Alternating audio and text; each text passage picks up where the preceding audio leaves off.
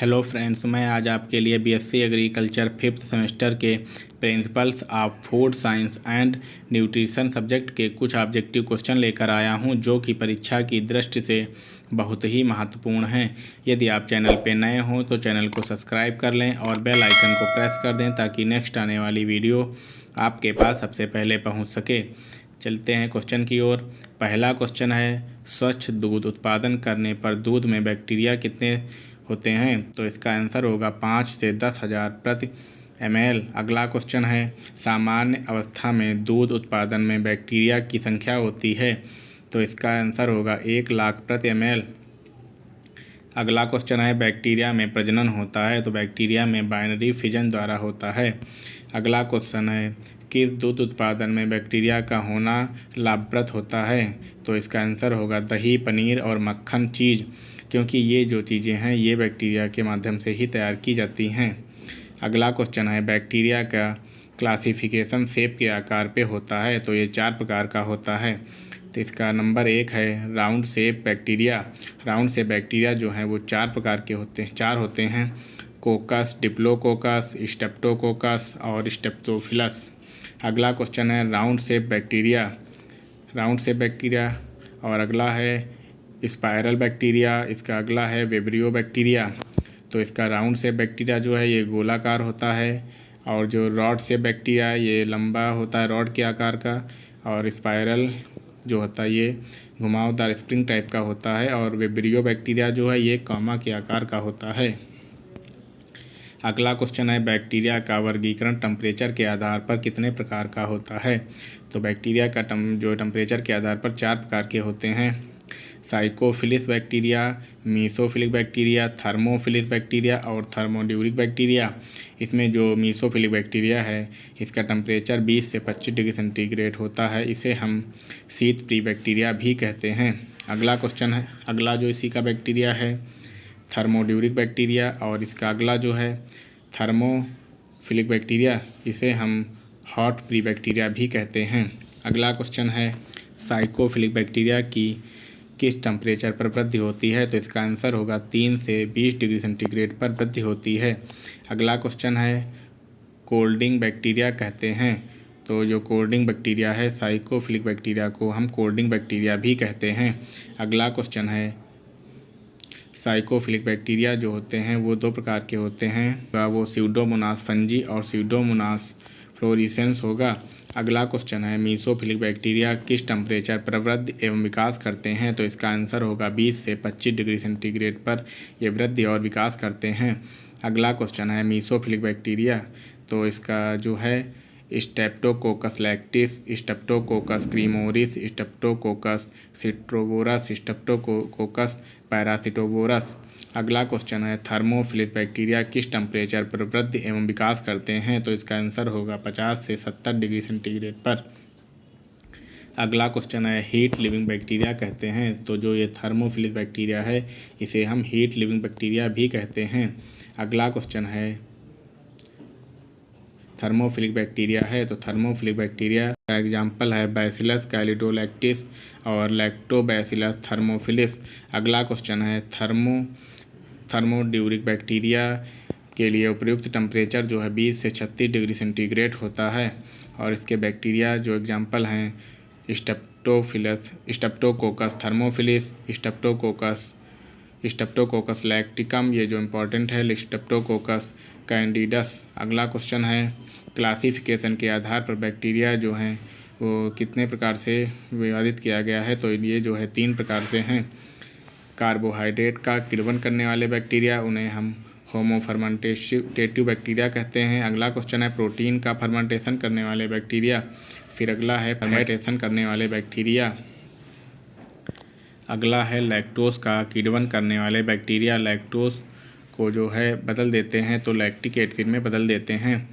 अगला क्वेश्चन है, दूध में पाई गई फंजी को बांटा गया है, तो इसका आंसर होगा 2 भागों में, ईस्ट और मोल्ड। तो इसका अगला है, ईस्ट जो है वो होते हैं तो 1 कोष की ईस्ट होते हैं। ईस्ट का आकार जो है 0.005 से लेकर 0.01 मिलीग्राम होता है। अगला क्वेश्चन है ईस्ट में प्रजनन होता है तो ये जो है बाई बडिंग द्वारा होता है। अगला क्वेश्चन है ईस्ट का उपयोग किस दुग्ध पदार्थों के फर्मेंटेशन में होता है तो ये केसिन, केफीर एंड किया जाता है। अगला क्वेश्चन है मोड होते हैं तो मोड जो हैं बहुकोशिकीय होते हैं। अगला क्वेश्चन है मोड कितने प्रकार के होते हैं तो मोड जो है ये 4 प्रकार के होते हैं। अगला क्वेश्चन है मोड मिल्क प्रोडक्ट में उत्पन्न करते हैं तो इसका आंसर होगा अम्लीयता। अगला क्वेश्चन है चीज़ में हरी धारियाँ उत्पन्न होने वाली मोड हैं तो इसका आंसर होगा पेनिसिलियम ग्लूकम। अगला क्वेश्चन है चीज़ में सफ़ेद या स्लेटी भूरे रंग विकसित करने वाले मोड होते हैं तो इसका आंसर होगा पेनिसिलियम कोमिम्बेरट। अगला क्वेश्चन है दूध में फलों जैसी गंध उत्पन्न करने वाले बैक्टीरिया मोड होते हैं तो इसका आंसर होगा कोलिडोस्पोरियम। अगला जो है एंजाइम का पोर्शन है तो इसका आंसर क्वेश्चन पहला है एंजाइम शब्द का प्रयोग सर्वप्रथम किया था तो F.W. कोहने ने 1878 में किया था। अगला क्वेश्चन है एंजाइम शब्द है तो एंजाइम शब्द जो है वो ग्रीक भाषा का है। अगला क्वेश्चन है एंजाइम का अर्थ होता है तो इसका एंजाइम का अर्थ जो होता है इन ईस्ट होता है। अगला क्वेश्चन है एंजाइम प्रयोग किस रूप में किया जाता है तो इसका आंसर जो होगा उत्प्रेरक के रूप में किया जाता है। अगला क्वेश्चन है सभी एंजाइम होते हैं तो सभी एंजाइम जो हैं वो प्रोटीन होते हैं परंतु सभी प्रोटीन एंजाइम जो हैं वो नहीं होती हैं। अगला क्वेश्चन है एंजाइम किस पर क्रियाशील है तो जो इसका आंसर होगा H2O2 पर क्रियाशील है।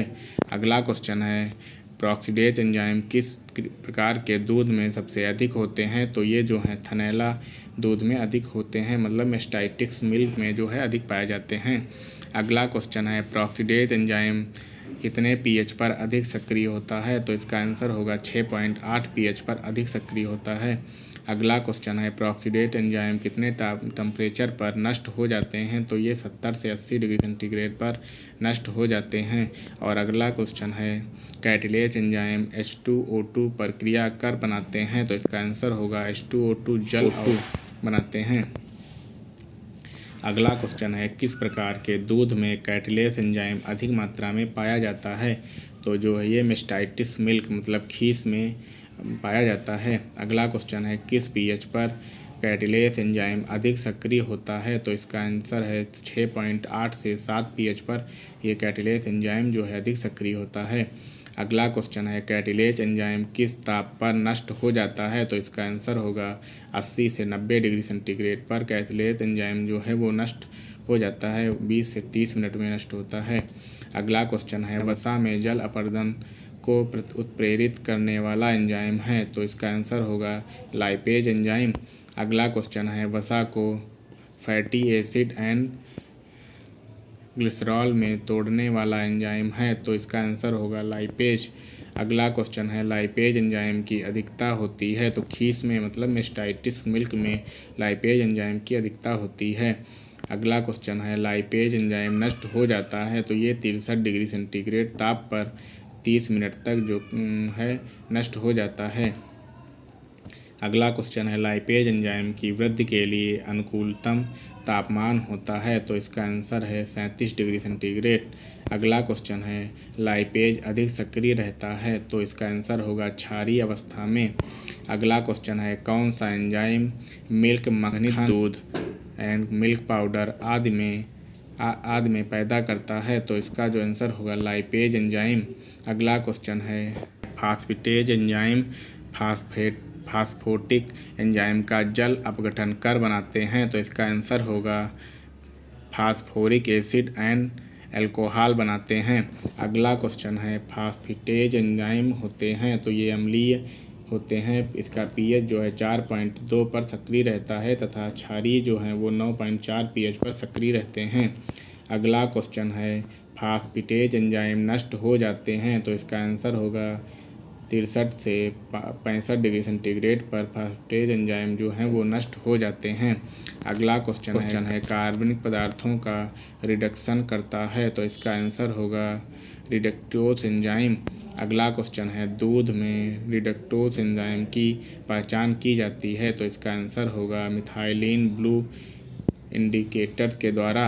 अगला क्वेश्चन है, रिडक्टिलोज एंजाइम किस ताप पर क्रिया करते हैं, तो इसका आंसर होगा 20 डिग्री सेंटीग्रेड पर तथा 15 डिग्री सेंटीग्रेड ताप पर पुनः सक्रिय हो जाते हैं। अगला क्वेश्चन है, एंजाइम नष्ट हो जाता है, तो इसका आंसर होगा 70 से 80 डिग्री सेंटीग्रेड पर नष्ट हो जाता है। और अगला क्वेश्चन है, डायस्टेज एंजाइम किस एंजाइम को कहते हैं, तो डायस्टेज एंजाइम जो होता है एमाइलोज एंजाइम को कहते हैं। अगला क्वेश्चन है, एमाइलोज एंजाइम किसमें अधिक पाया जाता है, तो एमाइलोज एंजाइम जो है कोलेस्ट्रम में अधिक पाया जाता है, मतलब कि मेस्टाइटिस मिल्क। अगला क्वेश्चन है, एमाइलोज एंजाइम कितने ताप पर सक्रिय अधिक रहता है, तो 30 डिग्री सेंटीग्रेड पर अधिक सक्रिय रहता है। अगला क्वेश्चन है, एमाइलोज एंजाइम नष्ट हो जाता है, तो 60 से 65 डिग्री सेंटीग्रेड पर नष्ट हो जाता है।